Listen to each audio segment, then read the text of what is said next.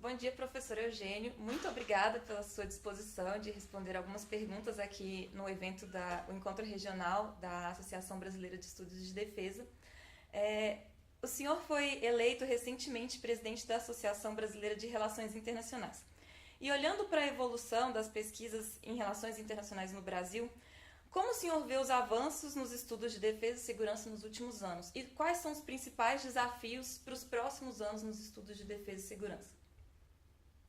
Ok, vou manter as duas questões em mente, mas vou tentar responder uma de cada vez. Primeiro, o avanço pura e simplesmente quantitativo, eu diria que é muito significativo, tanto do ponto de vista da realização de trabalhos, não diria tanto do crescimento de publicações ainda, né? Muitos desses trabalhos aparecem, por exemplo, nos diversos encontros da ABED, que cresceram muito significativamente, muito intensamente, muito rapidamente. Então eles aparecem ainda em termos de publicações como apresentações de trabalhos em eventos, né? Tem algumas iniciativas importantes em termos de publicações e de revistas, né? A ABED está, né, lançando e continua, quer dizer, né, ela disponibilizou, ela estabeleceu a sua revista, né,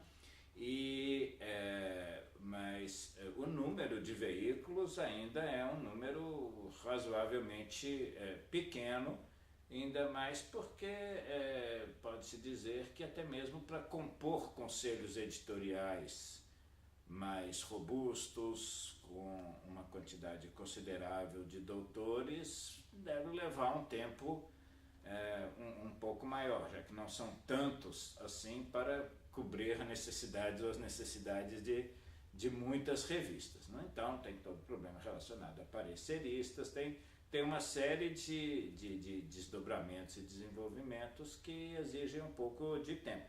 Mas, digamos assim, a massa crítica básica, ou seja, pessoas interessadas, pesquisando e começando a produzir, teve um salto quantitativo muito, muito grande, e eu observo, parece muito fácil constatar, muito óbvio constatar, o papel da Associação Brasileira de Estudos de Defesa nesse fomentar, né?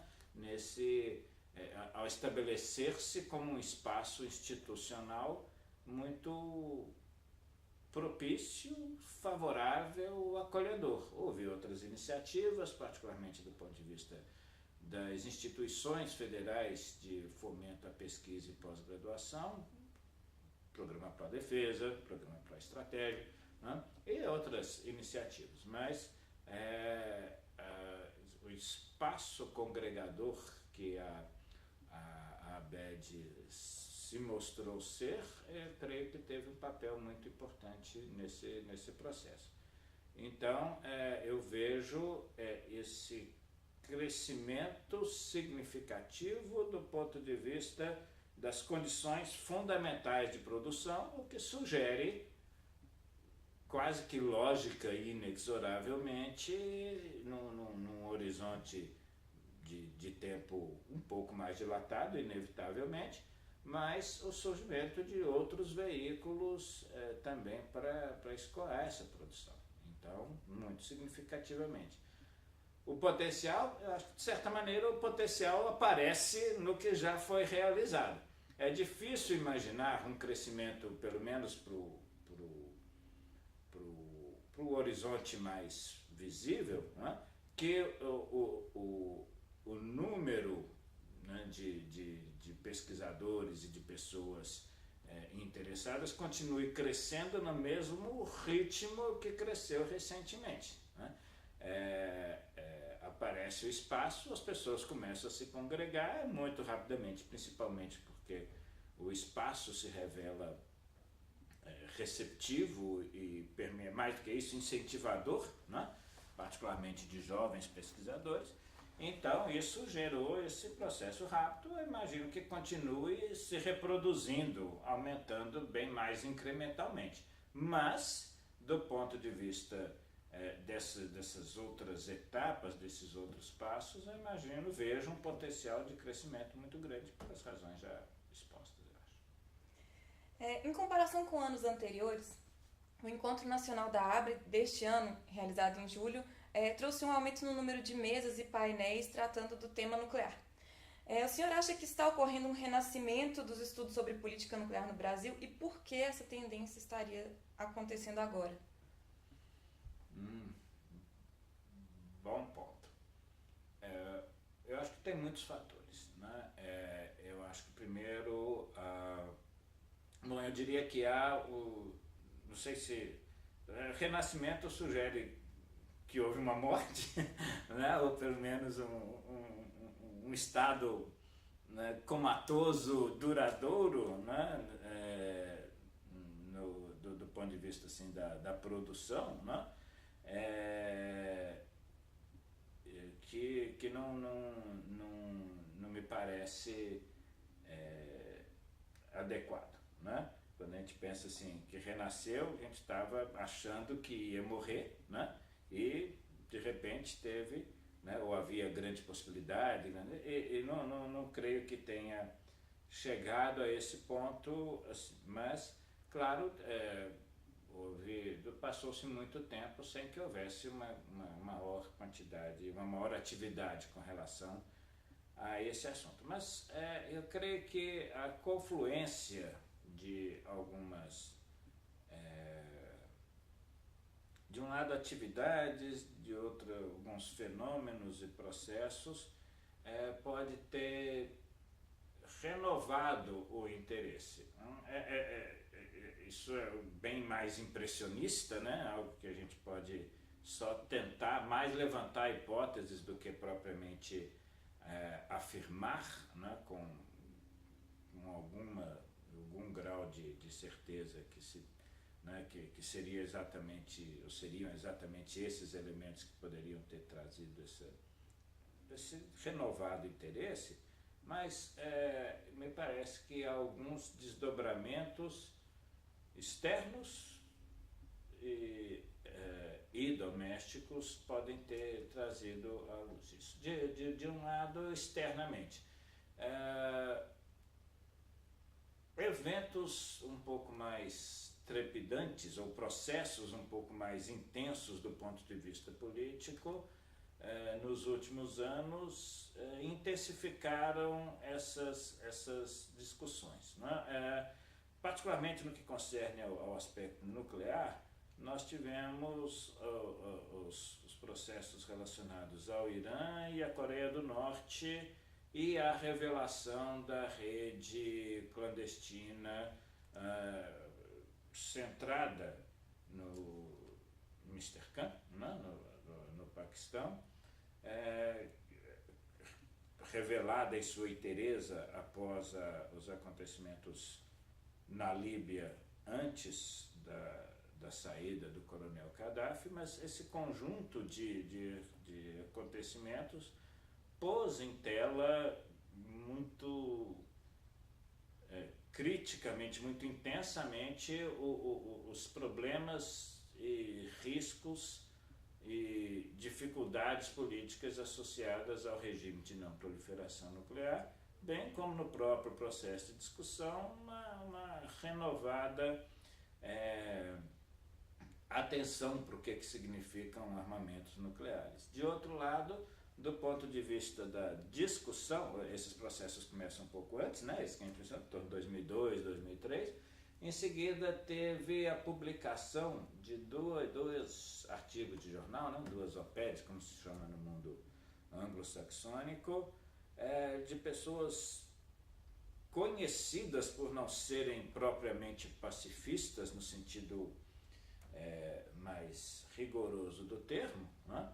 Mas pessoas pelo contrário, de muita credibilidade como debatedores e atores políticos no mundo da defesa, né? 4 deles assinando essas duas peças de opinião, dizendo que dá para produzir o desarmamento nuclear. Né? Isso não é mais uma questão de fantasia. Né? E, pelo contrário, o conjunto de problemas associados e de dificuldades e de riscos é grande demais. Né? Então, um artigo por Sanun, Josh Schultz, né? Jim Baker, enfim, né? Um conjunto muito expressivo de gente com muita credibilidade. E que depois foi trazido ao proscênio político por um discurso do presidente Obama apontando na mesma direção. E creio que o acidente de Fukushima, claro que às vezes o fato de ser um acidente nuclear, ele intensifica muito as paixões e nem sempre as pessoas fazem o contraste com alguns outros processos relacionados, por exemplo, à indústria termoelétrica ou a indústrias hidrelétricas, ou a usinas termoelétricas, usinas hidrelétricas, que têm conjunto de problemas também associados, talvez até, se for olhar, muito maior do ponto de vista da geração, né, de mortes por gigawatt-hora gerado, né? Mas mesmo de danos ambientais. Mas é natural, é compreensível a preocupação, e um acidente como o de Fukushima traz à luz, então, né, todo o problema relacionado a salvaguardas, a cuidados. E se a gente pensa, se acontece isso com geração de energia, o que acontece com armamentos? Mas também qual que é a relação entre a tecnologia nuclear para a geração de energia e a tecnologia nuclear para a produção de artefatos explosivos, né? Então eu creio que tudo isso foi produzindo uma discussão maior, uma consciência maior. No caso do Brasil, isso vem junto com de um lado, uma certa visibilidade, particularmente na conferência de revisão do TNP do ano 2000, quando o Brasil foi, junto com um conjunto de outros países da Coalizão para uma Nova Agenda, crucial para o resultado da conferência do ano 2000, ao mesmo tempo em que o Brasil é hoje um dos poucos países no âmbito do TNP que resiste a estabelecer um protocolo de salvaguardas adicional nos modelos do protocolo modelo, né, adicional da Agência Internacional de Energia Atômica. E isso tem, de um certo modo, traz um pouco de atenção para essa discussão, e talvez atenção que possa se renovar na medida em que o desenvolvimento do programa de submarino, particularmente do submarino a propulsão nuclear, começa a se tornar a produzir decisões de maior impacto, como a construção, né, do complexo em Itaguaí, né, a nova base naval e os estaleiros, mais a unidade de fabricação de estruturas metálicas, enfim, né, tudo isso, mais a discussão em torno de Angra 3, a planta de Resende, que teve o episódio em 2006 com a Agência Internacional de Energia Atômica.